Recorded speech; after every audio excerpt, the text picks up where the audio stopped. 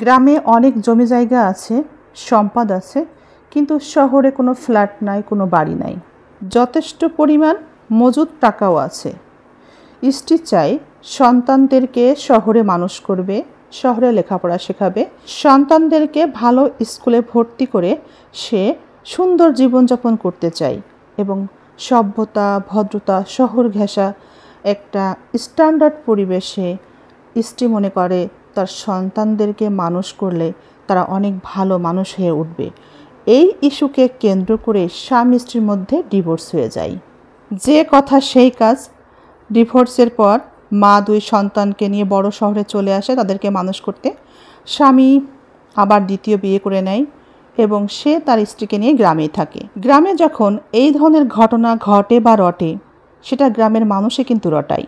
এ ধরনের ঘটনা কখনো এক কানে থাকে না বা এক সংসারের মধ্যে সীমাবদ্ধ থাকে না।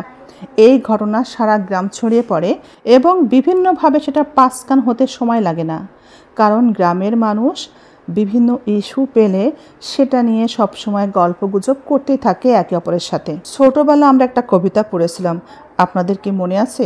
আমাদের ছোট গ্রাম। ওই কবিতার বেশ কিছু লাইন দেখেছেন, মনে আছে আপনাদের? আমাদের ছোট গায়ে ছোট ছোট ঘর, থাকি সে তার সবে মিলে নাহি কেহ পর, পাড়ার সকল ছেলে মোরা ভাই ভাই, একসাথে খেলি আর পাঠশালে যাই, হিংসা মারামারি কভু নাহি করি, পিতা মাতা গুরুজনে সদা মোর ডরি, আমাদের ছোট গ্রাম মায়ের সমান, আলো দিয়ে বায়ু দিয়ে বাঁচাইছে প্রাণ, মাঠ ভরা ধান আর জল ভরা দিঘি, চাঁদের কিরণ লেগে করে ঝিকিমিকি, আম গাছ জাম গাছ বাঁশ ঝাড় যেন, মিলেমিশে আসে ওরা আত্মীয় হেন। এই কবিতার সারমর্মটা অবশ্যই আপনাদের মনে আছে, মনে থাকারই কথা। আর এই কারণেই 5 কান হতে সময় লাগে না কোনো পরিবারে যদি কোনো সমস্যা দেখা দেয়। একটা পরিবারের একটা সন্তান যদি খারাপ কাজ করে, একটা মেয়ে যদি কোনো খারাপ কাজের সাথে জড়িত হয়, মনে করেন প্রেম করে, সেটাও ছড়িয়ে পড়ে দ্রুত। যে খারাপ কাজটা গ্রামে হয় সেটা দ্রুত সবার কাছে পৌঁছে যায়, 5 কান হয়ে যায় এবং 5 জনে 5 রকম মন্তব্য করে এবং কেউই পক্ষে কথা বলে না, খারাপের বিপক্ষেই থাকে, পক্ষে কখনোই থাকে না।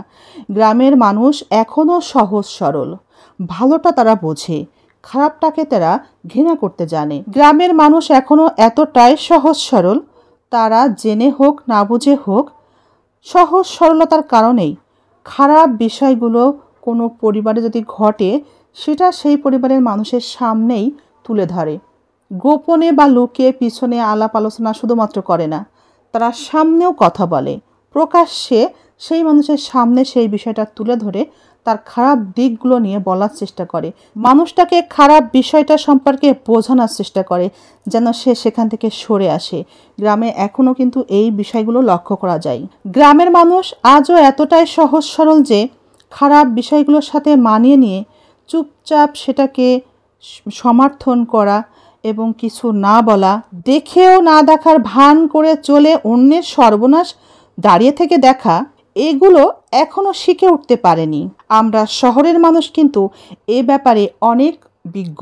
তাই গ্রামের মানুষ, গ্রামের কোনো বউ, কোনো মেয়ে কিংবা কোনো ছেলে যদি খারাপ কিছু ঘটায় সে সম্পর্কে সমালোচনা করবেই। আপনি যদি সেটাকে গীবত বলেন তবু তারা সেটা করবে আপনারই ভালোর জন্যে, যেন আপনি দ্বিতীয়বার লজ্জায় সেই কাজ আর না করেন। গ্রামের পরিবেশটা এমন, যদি কোনো বাড়ির কোনো পরিবেশ খারাপ হয়, স্বামী স্ত্রীর ঝগড়া বিবাদ হয়, মনোমালিন্য তৈরি হয়, কোনো স্বামী যদি পরকীয়ায় লিপ্ত হয়, কোনো স্ত্রী যদি পাশের বাড়ির কোনো ছেলের সাথে পরকীয়া করতে থাকে, ইত্যাদি ইত্যাদি বিষয়গুলো কখনোই গোপন থাকে না, সেটা 5 কান হয়েই যায়। এখন এই বিষয়গুলো যখন 5 কান হয় তখন আপনার কাছে গ্রাম অসহ্য মনে হবে। আপনি বলবেন এটা গীবত করে, এরা মানুষকে নিয়ে এত সমালোচনা কেন করে, এরা এত গবেষণা কেন করে, কার কি আছে কি নাই, কে কী করলো কি না করলো, এগুলো আপনি যতই বলেন না কেন তারা করবেই।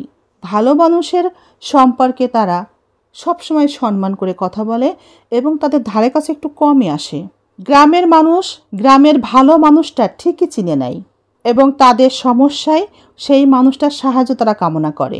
গ্রামে আজও এতটাই মিল মহব্বত আছে, ওই যে কবির কবিতার মতো, এতটাই মিল আছে সবার সাথে এখনো 5 বাড়ির 5 জন মহিলা দাঁড়িয়ে গল্প করে, পরিবারের সুখ দুঃখের গল্প করে। 5 বাড়ির 5 জন মহিলা এক জায়গাতে বসে সেলাই করে। 5 বাড়ির মহিলা এক জায়গায় বসে পরিবারের সুখ দুঃখের গল্প করে। এখনো এই অভ্যাস আছে এ বাড়ির খাবার ও বাড়ি আদান প্রদান করা। যার চাল নাই, লবণ নাই, অথবা ঝাল নাই, পেঁয়াজ নাই, সেটা এ বাড়ির মানুষ ও বাড়ি থেকে ধার করে আনা। এই অভ্যাসগুলো গ্রামে কিন্তু এখনো আছে। এ বাড়ির গাছের ফল, মাচার পুঁই শাক, সিম, গাছের লাউ সব আদান প্রদানের অভ্যাস কিন্তু এখনো আছে। এ বাড়ি থেকে ও বাড়ি কেউ গেলে আন্তরিকতার সাথে যে একটা আপ্যায়ন, সেটা আজও আছে। গ্রামে কিন্তু আজও আছে। আজও আছে চাচার বয়সী লোকজন টং চায়ের দোকানে বসে আড্ডা দেওয়া, সন্ধ্যায় চা খেতে খেতে নানা রকম গল্প করা। সেই গল্প অবশ্যই পারিবারিক, সাংসারিক বিভিন্ন সমস্যা নিয়ে আলোচনা করা, কার সংসারে কী ঘটছে সেটা নিয়ে আলোচনা করা, এবং দেশের কথা, দশের কথা সবই ওই টং চায়ের দোকানে চা খেতে খেতে, চায়ে চুমুক দিতে দিতে গল্প করা, আড্ডা দেওয়া। রক্তের সম্পর্ক না থাকলেও প্রতিবেশীরা সবাই যেন ভাই ভাই ভ্রাতৃত্বের বন্ধনে এভাবেই তারা আত্মীয়ের মতোই মিলেমিশে আছে। গ্রামের মানুষ আজও মিথ্যা বলতে পারে না। আজও তারা সত্যটা বলারই চেষ্টা করে, তারা সত্য নিয়েই আলোচনা করে। তবে গ্রামের মানুষ আজও এতটাই সহজ সরল, মিথ্যার গায়ে যদি রংচং লাগিয়ে সত্য হিসেবে বলার চেষ্টা করা হয় তাহলে সেটা তারা ধরতেই পারে না।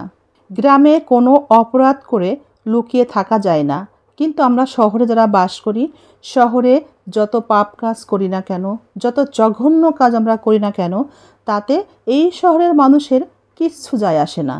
গ্রামের মানুষ এখনও অন্যায়ের সাথে আপোষ করতে জানে না, কিন্তু আমরা শহরের মানুষ অন্যায়ের সাথে আপোষ করি। অন্যায়কে মেনে নিয়ে অন্যায় করা মানুষটির সাথে বন্ধুত্বও তৈরি করি, এবং সেই বন্ধুত্বের পিছনে আমাদের অনেক বড় স্বার্থ অনেক সময় জড়িত থাকে।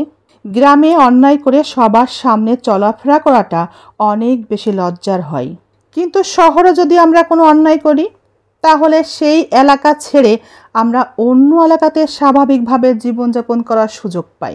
আমাদেরকে নতুন এলাকাতে কেউ পেয়ে আমাদের পিছনের বিষয়গুলো জানতেও পারে না, আমাদেরকে নিয়ে গীবতও করতে পারে না, আমাদের খারাপ বিষয়গুলো সামনে তুলে ধরে আমাদেরকে ছোট করতে পারে না, অসম্মান করতে পারে না।